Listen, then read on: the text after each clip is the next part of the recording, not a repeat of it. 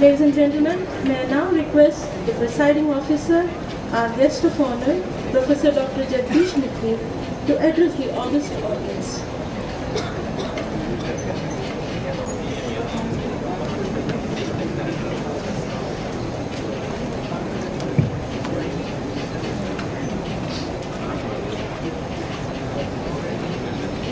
आज के इस समारोह के हमारे मुख्य अतिथि यूनियन मिनिस्टर ऑनरेबल डॉक्टर गिटीरिया ji, chairman of the governing body Shri JC Sharma ji, vice chairman श्रीमान राकेश शर्मा जी और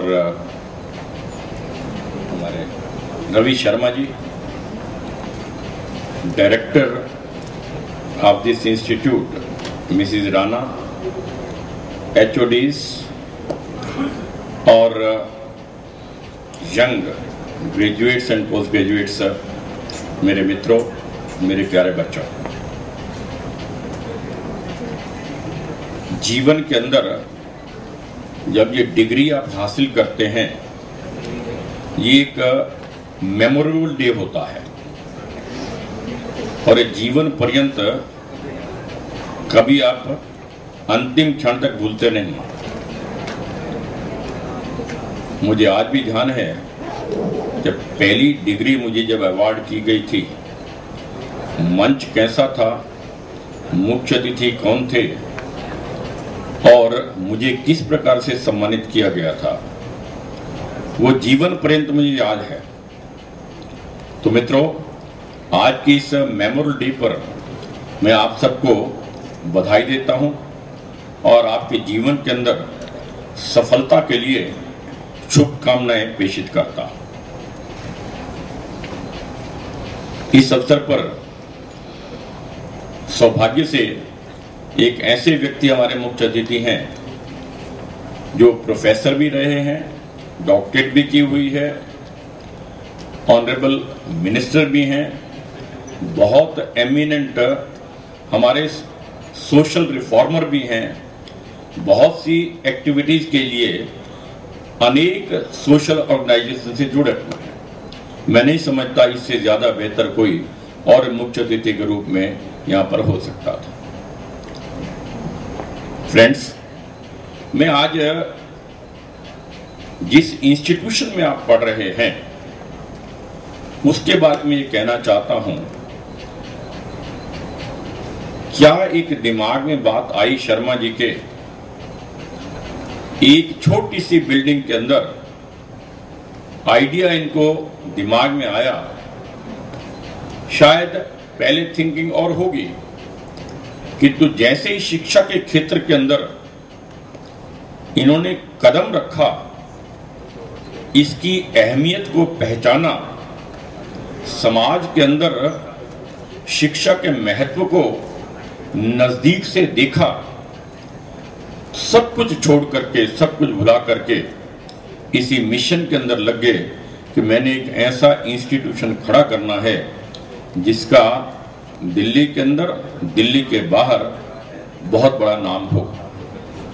मुझे प्रसन्नता है ये कहते हुए आपके अनेक कोर्सेज के अंदर गुरु गोविंद सिंह इंद्रप्रस्थ यूनिवर्सिटी के जितने कॉलेजेस एफिलिएटेड हैं, लगभग 120 कॉलेज एफिलिएटेड हैं।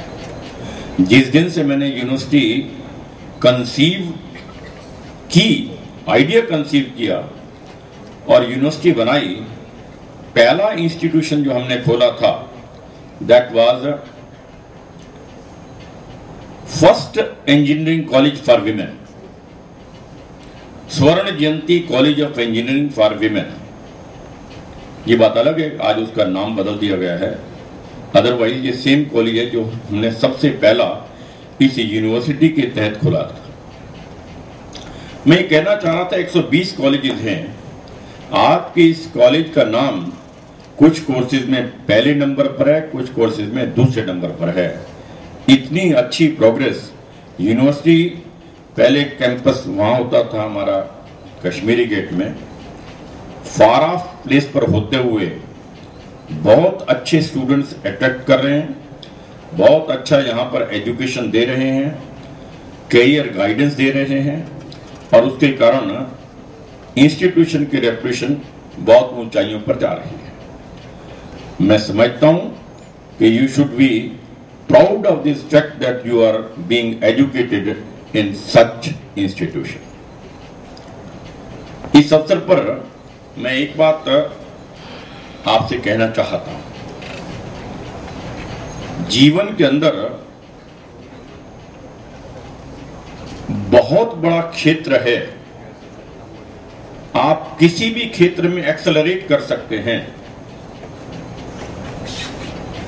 एक्सेलरेट तभी करेंगे जब आप अपना टारगेट सोच समझ करके टीचर्स की गाइडेंस से, पेरेंट्स की गाइडेंस से, आपकी अपने स्टडीज के आधार पर टारगेट सोच समझ कर तय करें, जल्दबाजी में नहीं।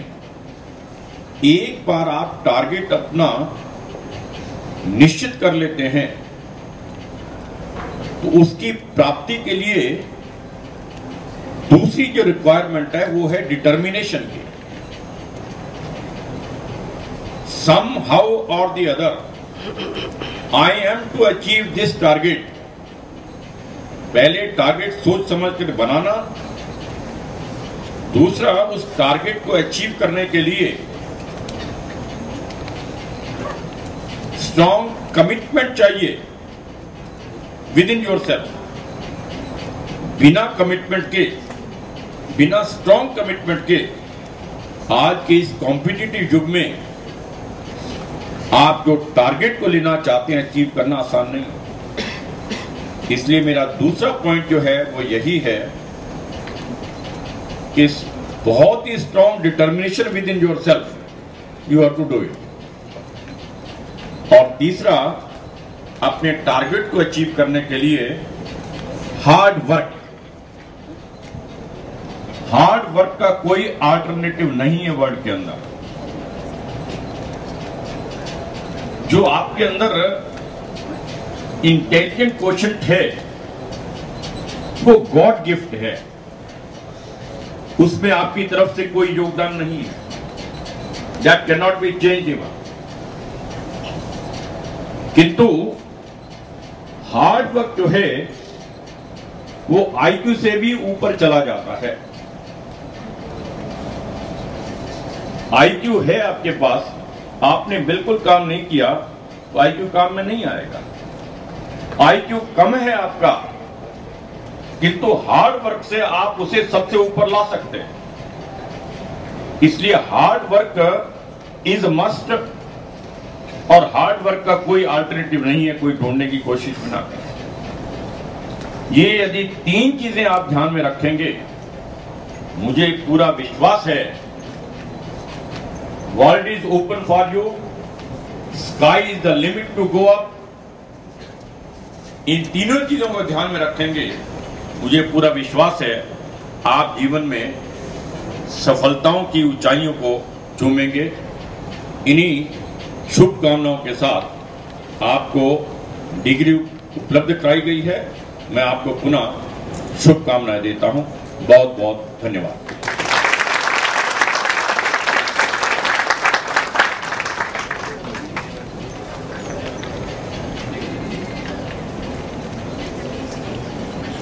Path to success by your words of wisdom. Ladies and gentlemen, may I now request Chief Guest, Honorable Minister of State for HRD, Professor Dr. Ram Shankar Katheria, to give the convocation address. आज के इस दीक्षांत समारोह में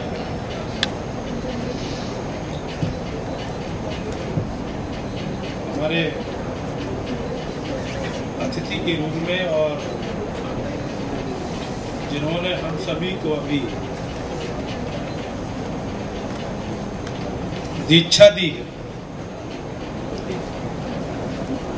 और हम सबके ध्यान में आता है कि कभी हम शिक्षक के बारे में सोचते हैं तो शिक्षा देने वाला कैसा होना चाहिए।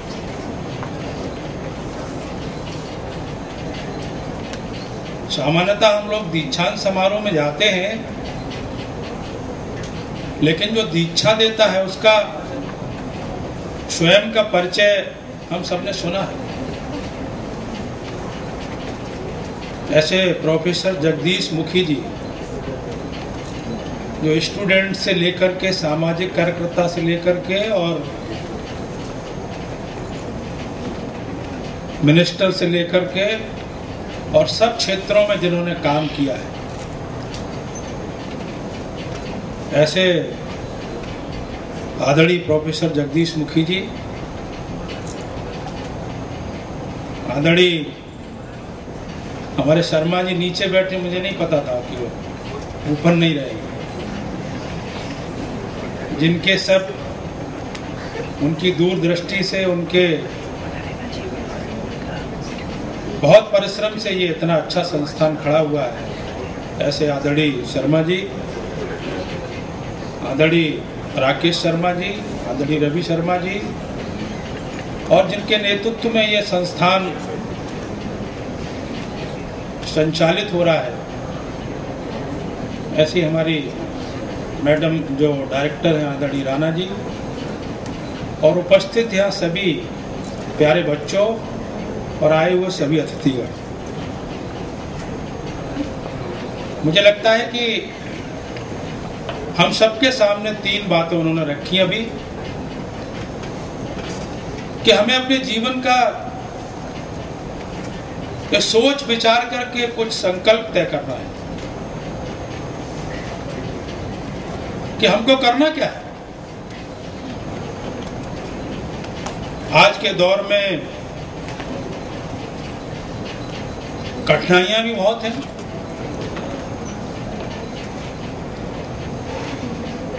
हम अपनी लाइफ को कैसे संभाल करके आगे बढ़ाएं, एक बड़ी चुनौती है।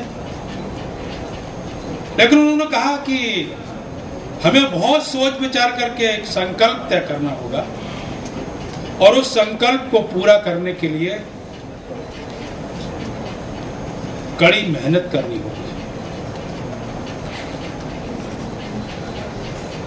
जिन बच्चों को आज ये सभी दीक्षित होकर के यहाँ से जा रहे हैं, उनको मेरी ओर से बहुत बहुत शुभकामनाएं हैं। और जिन बच्चों को अभी, जिन्होंने अपने अपनी कहीं 99%, कहीं 100%, ऐसे सब बच्चों के लिए भी मेरी हृदय से शुभकामनाएं हैं। इस अवसर पर मैं आप सबके समक्ष यही कहूंगा कि हम सबको इस देश का और समाज का चित्र अपने सामने रख करके और जीवन के बारे में सोचने की आवश्यकता है। कभी कभी हम लोग पढ़ते हैं और पढ़ते पढ़ते जीवन का एक लक्ष्य बना लेते हैं कि हम नौकरी के लिए पढ़ रहे हैं। हमारा लक्ष्य यह है कि हम नौकरी को कैसे प्राप्त करें। ये हमसे कहीं ना कहीं बड़ी गलती होती है। हम यदि नौकरी तक सीमित रहेंगे तो हम कुछ भी प्राप्त नहीं कर सकते। जीवन की विषम कठिनाइयों से हम संघर्ष करने की ताकत अपने आप में अर्जित नहीं कर सकते हैं। इसलिए हमें खोल करके, अपने आंखों को खोल करके देश और दुनिया को समझना होगा, सामाजिक व्यवस्थाओं को समझना होगा। आज टेक्नोलॉजी का युग है। हमारे प्रधानमंत्री जी डिजिटल इंडिया की बात कर रहे हैं। हम लोग भी एजुकेशन में ग्लोबल एजुकेशन की बात कर रहे हैं। इन सब दृष्टियों से हमें विचार करना होगा। जब हम ये विचार करेंगे तो हमारे सामने बहुत सारे रास्ते होंगे। उन रास्तों पर हम विचार करेंगे, तब हम किसी एक रास्ते को चुन करके आगे बढ़ सकेंगे। नौकरी के लिए नहीं पढ़ रहे हैं, नौकरी तो हमारा पीछा करेगी, लेकिन और सारी भी जिम्मेदारियां हैं हम पर। आखिर में समाज के सामने जो चुनौतियां हैं, जो देश के सामने संकट है या देश के सामने जो प्रश्न है, उनको समाधान करने के लिए कौन आगे बढ़ेगा? क्योंकि भारत के बारे में हम लोग सोचते हैं कि आखिर में भविष्य भारत के किसके हाथों में?